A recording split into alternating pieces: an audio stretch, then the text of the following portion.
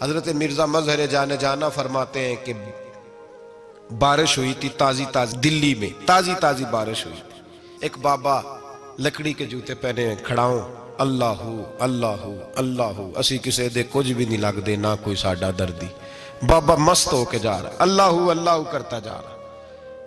ایک طوائف اپنے کوٹھے سے اتر کے تو سیڑھیوں پہ بیٹھی تھی، ساتھ اس کا یار بھی بیٹھا تھا. بابا اپنی مستی میں جا رہا تو بابا جی کے پیروں سے کچھ مٹی اڑی تو اس عورت کے کپڑوں پہ پڑ گئی. پرواہ ہی نہیں، بزرگ گزر رہے. وہ یار اس کا دوڑا ہوا آیا، اس نے آ کے تھپڑ مارا. کا خیال نہیں سارے اس کے کپڑے آلودہ کر دیے، تو کدھر تیرا دماغ نہیں ٹھیک؟ بابے نے نظر اٹھائی، کہا بیٹے میں نے دیکھا نہیں، چل اللہ تیرا بھلا کرے، تو نے بدلہ لے لیا. بابا جی چپ کر کے وَإِذَا خَاطَبَهُمُ الْجَاهِلُونَ قَالُوا السَّلَامَ، چپ کر کے گزر گئے. ٹھنڈ کا موسم تھا، بارش تازہ ہوئی تھی، حلوائی دودھ کاڑ رہا تھا. اس نے بٹھایا بابا جی کو پھٹے پہ، پیالہ پکڑا، دوڑ کے آگے بڑھا. بزرگ آ گئے، آئیے بیٹھیے. دودھ کا گرم گرم پیالہ شکر ڈال کے دیا. بابا جی نے دودھ پیا، پھر نظر جھکی، پھر رنگ بدلا. کہنے لگے مالک تو کتنا بے نیاز ہے، کہیں تھپڑ مرواتا ہے، کہیں دودھ پلاتا ہے. تیری بے نیازی ہے نا، ادھر تھپڑ مروایا، یہاں دودھ پلایا، تو ہی جانتا ہے تیرے رنگ کیا ہے. ابھی بابا وہیں بیٹھا تھا، دوڑے آئے پیچھے سے لوگ، شور ہوا. بابے کو دبوچ کے وہاں لے گئے جہاں اس نوجوان نے تھپڑ مارا تھا. کہا تو اللہ کا بندہ ہے، اللہ کے بندے بد دعا تو نہیں دیتے. ہوا کیا؟ کہا تو نے بد دعا دی ہے؟ کہا نہیں دی، بات بتاؤ. کہنے لگے اس نے تجھے تھپڑ مارا ہے، چھت پہ چڑھا ہے، پیر پھسلا ہے، گردن کے بل گرا ہے، منکا ٹوٹ گیا، مر گیا ہے، تو نے بد دعا دی ہے. بابا جی کہنے لگے یار میں نے تو دوسرا لفظ بھی نہیں کہا، بھلا ہو کہہ کے گزرا ہوں، میں نے نہیں بد دعا دی. کہا تو نے دی ہے تبھی تو مر گیا. کہا نہیں دی. کہا بابا تو بزرگ آدمی ہے، سچ بول. تو بابا جی کہنے لگے سچ سنو. پھر میں آ رہا تھا، میرے پیروں سے مٹی اڑی، اس کے یار کے کپڑوں پہ پڑی، اسے برا لگا، اس نے مجھے مارا. جب اس نے مجھے مارا تو میں کوئی لاوارث تو نہیں تھا، جب اس نے مجھے مارا تو میں کوئی لاوارث تو نہیں تھا. مجھے دشمنوں نہ چھیڑو، میرا ہے کوئی جہاں میں ابھی پکار لوں گا، نہیں دور ہے مدینہ. اس نے مجھے مارا تو میں کوئی لاوارث تھا کہ میرا بدلہ کوئی نہ لیتا. اس نے مجھے مارا ہے تو میرے یار کو برا لگا تو اس نے اسے مار دیا ہے، میری تو غلطی کوئی نہیں. یاروں کا جھگڑا ہے، یہ تو دوستوں کا جھگڑا ہے، یہ تو یاروں کا جھگڑا ہے، کوئی غلطی نہیں میری، کوئی غلطی نہیں. خش خش جنہ قدر نہیں میرا، اے میرے صاحب نو وڈیاں، میں تے گلیاں دا روڑا کوڑا، میں گلیاں دا روڑا کوڑا. میں نو محل چڑھایا ہے سائیاں، میں نو محل چڑھایا ہے سائیاں. فرمایا اس نے مجھے لوارث سمجھا تھا کہ تھپڑ مار کے گزر جائے، میرا کو پوچھے گا ہی نہیں. میرے رسول پاک علیہ السلام کے بارے میں رب فرماتا ہے ابھی میں تو تیرے ہوتے ہوئے کافر کو سزا نہیں دیتا کہ تو موجود ہے. یاد رکھیں حضرت فضیل بن عیاض فرماتے ہیں ایک جوان تھا، مسجد میں آیا، لوگوں سے کہنے لگا روٹی کھلاؤ. کسی نے توجہ نہ کی. اس نے کہا میں رب بتانے والا ہوں، میری طرف دیکھو تو صحیح. کسی شخص نے خیال ہی نہ کیا. پھر اس نے کہا یار تھوڑا سوچو. نمازیوں سے کہا، اہل علاقہ سے کہا، انہوں نے کہا تیری طرح کے بڑے درویش دیکھیں. مسجد کے محراب میں وہ رب کریم کا بندہ انتقال کر گیا. جب فوت ہو گیا نا، لوگوں کا مزاج ہے، بیمار کو دوائی نہیں دیتے، جنازے پہ وقت پہ پہنچ جاتے. جب کوئی گر رہا ہوتا ہے تو سہارا کوئی نہیں دیتا، جب کوئی گر جاتا ہے، ٹانگ ٹوٹ جاتی ہے تو تیمارداری کو زمانہ پہنچ جاتا ہے. اور بزرگ وہ نوجوان اللہ کا نیک بندہ مسجد کے محراب میں فوت ہو گیا. حضرت فضیل ابن عیاض کہتے ہیں امام صاحب نے اعلان کیا چندہ دو، کوئی لاوارث فوت ہو گیا، کفن دینا. چندہ کٹھا ہوا، کفن خریدا، جنازہ پڑا. عشاء کے بعد دفن کر کے آئے. فجر کی نماز کے لیے جب امام اور مؤذن مسجد میں آئے تو چیخیں مارنے لگے، تڑپنے لگے. دور دور تک آوازیں پھیل گئی، دنیا دوڑی آئی. کیا ہوا؟ کہنے لگے وہ جو تم نے کفن پہنایا تھا وہ یہاں پڑا ہوا ہے، اور دیکھو کفن پہ تحریر لکھی ہے. تحریر کیا ہے؟ عرش کے مالک نے فرمایا میرے دوست نے روٹی مانگی تم نے دی نہیں، اس نے تمہیں میرے قریب کرنے کے لیے اپنی طرف توجہ کرائی، تم نے کی نہیں. اور میرا یار تمہارے کفن کا محتاج تھا، سنبھال کے رکھو اپنا کفن، میں نے اسے جنت کا لباس عطا فرما دیا، سنبھال کے رکھو. یہ کوئی لاوارثوں کا ٹولہ ہے؟ یاد رکھیں جو وارث والے ہیں، وارث والے ان کا رنگ اور ہے، جو ماننے والے ہیں ان کا مزاج اور ہے۔ اپنی زندگی لوارثوں کی طرح نہیں گزارے، تھوڑا سا ادھر گیا تھا تو پھر تھوڑا سا ادھر گیا تھا تو تھوڑا سا، یہ کیا بات ہوئی، یہ کیا بات ہوئی؟ اپنے آپ کو، اپنی نسبت کو، اپنے عقیدے کو مضبوط رکھیں۔ 1 انچ کے لیے اعلیٰ حضرت فاضل بریلوی رحمت اللہ علیہ کے مکان کی دیوار گر گئی، ایک کونا مکان کا، آپ جانتے ہیں پرانی دیواریں چھوٹی ہوتی تھی اور بارشوں میں اکثر گھروں کی دیواریں گری ہوئی ہوتی تھی، ایک سائیڈ کی دیوار گر گئی تو اس کونے میں ہندوؤں کا گھر تھا۔ اب مستری صاحب رات کو آئے، ان سے بات ہوئی تو کہنے لگے سویرے کام شروع کروں گا۔ کہا 1-2 صاحب نے کہ ہندوؤں کا گھر ساتھ ہے اور وہ دشمن بھی بڑے زیادہ ہیں، تو رات کو ہی ہو جائے۔ کہنے لگا جی نہیں، میری مجبوری ہے، مزدور کہاں سے لاؤں گا، بڑے معاملات ہیں، سویرے شروع ہوگی۔ اب رات کو مولانا ظفر الدین بہاری علیہ رحمہ کہتے ہیں بچے مدرسے کے، باقی سارے لوگ، سب کو جمع کیا گیا، چونکہ اس طرف سے تھوڑا خطرہ تھا ہندوؤں کی جانب سے۔ کہا جناب یہ بڑے دشمن ہیں اسلام کے، تو اس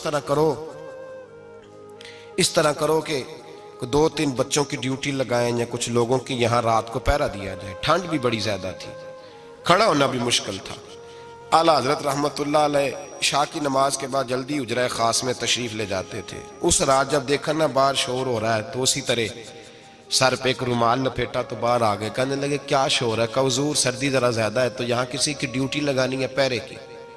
2 منٹ خاموش رہے، پھر فرمانے لگے کوئی ضرورت نہیں، جاؤ سو جاؤ سارے جا کے، کوئی ضرورت نہیں، جاؤ اپنے اپنے گھروں کو، کوئی حاجت نہیں، پہنچ جاؤ۔ کہا حضور مہربانی کرے، وہ طے ہونے لگا تھا۔ فرمایا میری وجہ سے کیوں کوئی ساری رات بیدار رہے، جاؤ تمہیں کہا نا آرام کرو۔ لوگ سو گئے۔ صبح فجر کی نماز پڑھ کے اعلیٰ حضرت رحمت اللہ تعالی علیہ جب سیڑھیاں اتر رہے تھے رضا مسجد کی، تو وہ جس ہندو کی جانب سے زیادہ خطرہ تھا وہ سیڑھیوں پہ بیٹھا تھا، مسجد کی سیڑھیوں پہ۔ سب لوگوں کی توجہ ہو گئی، کہنے لگا مولانا میں کلمہ پڑھنے آیا ہوں، مجھے کلمہ پڑھا کے مسلمان کر دو، میں کلمہ پڑھنے آیا ہوں، مسلمان کریں۔ لوگوں کی توجہ، اعلیٰ فرمانے لگے نہیں ابھی تو انتظار کر، تھوڑی دیر کے اچھی طرح سوچ لے، جذباتی فیصلہ نہ کر کہ تو آ رہا ہے۔ یہ کہہ کے جب 2 سیڑھیاں نیچے اترے اس کے پاس سے تو اس نے پیر تھام لیے، کہنے لگا اب ایسے تو نہ کرو، رونے لگا۔ اعلیٰ حضرت رحمت اللہ نے کلمہ پڑھایا، کچھ باتوں کی نصیحت فرمائی، تشریف لے گئے۔ گھیرنے والے گھیر کے بیٹھ گئے، کہنے لگے ہمیں بھی بتا بدلہ کیسے ہے۔ کہنے لگا دیوار گر گئی، آدھی رات کے وقت، آدھی رات تک انتظار کرتا رہا، پہرے دار کوئی نہیں، تو 2 تلواریں لے کر جب میں ان کے مکان کی جانب بڑھا، میں نے کہا آج گردن کاٹوں گا اور کاٹ کر کے نکلوں گا۔ کہتا ہے جب میں قریب آیا تو 2 شیر کھڑے تھے، اوپر سے پلٹ کے آیا تو پھر کھڑے تھے، ادھر سے پلٹ کے آیا تو پھر کھڑے تھے۔ فرماتے ہیں میں 2 گھنٹے کے بعد آیا تو پھر پلٹ کے کھڑے تھے، میں پھر 1 گھنٹے کے بعد آیا، سحری کا وقت ہو گیا تو پھر پلٹ کے کھڑے تھے، اب میں ڈر کے بھاگا۔ کہتے ہیں فاضل بریلوی نے اپنی کھڑکی سے منہ باہر نکالا، کہنے لگے اور کتنا تجربہ کرے گا، مجھے تو لاوارث سمجھتا ہے، لاوارث ہوں میں، اور کتنا تجربہ کرے گا، بس کر مان جا۔ میں نے کہا حضور یہ کون ہے، مجھے بتائیے تو صحیح یہ کون ہے۔ تو کہنے لگے میں نے ساری زندگی رسول اللہ کی عظمت کا دفاع کیا ہے، ساری زندگی غوث اعظم کے نعرے لگائے ہیں، ابھی تو یہ مدد صرف غوث پاک جیلانی کی بھیجی ہوئی ہے، ابھی تو غوث اعظم کی بھیجی ہوئی مدد ہے، مولا علی ابھی پیچھے ہیں، 2 جہاں کے محبوب ابھی اس سے پیچھے ہیں، وہ تو ابھی پیچھے ہیں، پیچھے کھڑے ہیں کہ ضرورت پڑی تو ہم بھی تیار بیٹھے ہیں۔ او بھائی آج رواج ہو گیا، رواج، میں نے 2-4 دن پہلے بھی کہا تھا، لوگ کہتے ہیں نہیں کوئی نہیں ضرورت، سامنے سارا کچھ نظر آ رہا ہے۔ او خدا کے بندو یاد رکھو، نسبت ہے بڑی چیز، جانے تو دو میں اگر کسی کو نسبت میسر آ گئی نا، نسبت، خالی دامن ہی مل گیا، تیرے ہاتھ میں کچھ ہے تو ہونی چاہیے نا، خالی دامن ہی تجھے کسی کا میسر آ گیا تو بچ گیا۔ اپنی نسبتوں کی حفاظت کریں، ان کو مضبوط کریں، ان پر محنت کریں، ان پر توجہ رکھیں۔ یہ نسبت جو ہوتی ہے نا، نسبت، یہ دیکھیں نا ایک گتا ہے، عام کتاب کو لگا ہوا ہے تو جہاں مرضی رکھ دو، اس کی کوئی قدر نہیں، لیکن جو گتا قرآن مجید کو لگ گیا ہے اس کو بغیر وضو چھونا جائز ہے۔ ایک پٹھے پہ اینٹ بنی ہے، جو باتھ روم میں لگ گئی وہاں بغیر جوتے کے جایا نہیں جا سکتا، اور جو مسجد میں لگ گئی وہاں جوتے پہن کے جایا نہیں جا سکتا. یہ نسبت ہے بڑی چیز. اگر میسر آئے نصیب ہو اپنی نسبت کو مضبوط کر کے رکھا کریں, اس کی جولانی کا مظاہرہ کیا کریں. اس نسبت میں روز توانائی آنی چاہیے. میں آپ کو بڑی ذمہ داری کے ساتھ ایک بات بتاتا ہوں تجربے کی. ہمیں جتنا کسی نے آ کے کہا ہے نا نسبت کے خلاف, ہماری نسبت اس سے زیادہ مضبوط ہوئی. ہمیں جتنا کسی نے آ کے کہا ہے نا جی آپ کو کیا ملا, آپ کو کیا ملا, تو ہم نے اتنا کہا یار جیسے جیسے تو کہتا جاتا ہے ہماری تو نسبت میں اضافہ ہوتا جاتا ہے, ہمارا تو مزاج بدلتا جاتا ہے. روز ایک نیا پردہ کھلتا ہے, روز ایک نیا رنگ واضح ہوتا ہے, روز ایک نئی توانائی. ابھی تھوڑے دن کی بات ہے, ایک مولانا شرف الدین صاحب ہے, مفتی صاحب, میرے حضرت صاحب کے مرید ہوئے. مفتی تھے, عالم آدمی تھے, سرکار تاج الشریعہ, ہمارے شیخ سے بیعت کی. اب ہمارے حضرت صاحب کا اس وقت حال وہی ہے وَرَأَيْتَ النَّاسَ يَدْخُلُونَ فِي دِينِ اللَّهِ أَفْوَاجًا. اب فوجوں کی فوجیں لوگ آتے ہیں. ہم نے دیکھا ہے صرف خالی مرید ہونے والے باہر سینکڑوں کی تعداد میں ہزاروں لوگ بیٹھے ہیں کہ صرف بیعت اتنا کہہ دیں ہم نے قبول کیا. اس عالم میں اور جہاں حضرت صاحب کا اعلان ہو جائے کہ تشریف لا رہے ہیں وہاں لاکھوں کا مجمع جمع ہو جاتا ہے اور ایک جھلک دیکھنے کو لوگ ترستے رہتے ہیں. یہ کیفیت ہم نے دیکھی. وہ دور گزر گیا. کبھی ایسا بھی ہوتا تھا ایک میں ہوتا تھا, ایک تو ہوتا تھا, اور تیسری تنہائی ہوتی تھی. وہ دور بیت جاتا ہے, وہ لمحے کسی کسی کو نصیب آتے ہیں. حضرت کا وہ مولانا شرف الدین صاحب کہتے ہیں مرید ہوا, تو مرید ہوا مجمع میں, رسی حضرت پھینکتے ہیں یا چادر پھینکتے ہیں تو پکڑ کے مرید ہوا, تو ساتھ ساتھ اور چادریں باندھی تھی, لوگوں نے پکڑی ہوئی تھی. ایک مولانا, میں جب بیعت ہو کے آیا ان کو بتایا تو مجھے کہنے لگے یار تو ایسی جگہ مرید ہو گیا جو تیری بات بھی نہ سن سکیں, جن کو تو دکھڑا بھی نہ سنا سکے, جو مصروف ہی بڑے رہتے ہیں. کہاں مرید ہو گیا تو؟ ایسے پیر کا بیعت ہوتا جہاں تو جاتا وہ تیرے پاس آتے, گفتگو ہوتی, بات چیت ہوتی. کہتے جب انہوں نے مجھے بہت زیادہ قائل کیا نا, بہت زیادہ, تو میں نے ارادہ کر لیا. میں نے کہا بات ٹھیک ہے, بیعت کہیں اور ہونا چاہیے تھا. کہتے میں عشاء کے بعد سویا تو حضرت صاحب مجھے خواب میں ملے, خواب میں, اور فرمانے لگے مولانا جب آپ مرید ہوئے تھے تو آپ اس جانب بیٹھے تھے, اس کونے میں آپ تھے, اتنے لوگ آپ سے پہلے تھے, اس حال میں آپ مرید ہوئے تھے, اور جہاں تک بات چیت کرنے کی بات ہے تو آپ نے جو دل میں سوچا تھا وہ میں نے آ کے آپ کو بتا دیا ہے.